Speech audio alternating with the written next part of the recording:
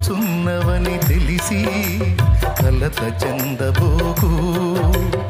అవసరాన్ని బట్టి అగ్ని వంటి శ్రమలు కలుగుచున్నవని తెలిసి కలత చెందబోకు. నిన్ను పిలిచిన దేవుడు నమ్మదగినవాడు.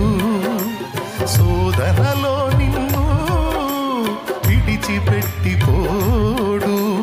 కంటి పాపల తోడుండి నిన్ను కాచుకుంటాడు. కన్న తండ్రిలా తోడుండి నిన్ను ఆదుకుంటాడు. నమ్మునేస్తమా ఇది సత్యం,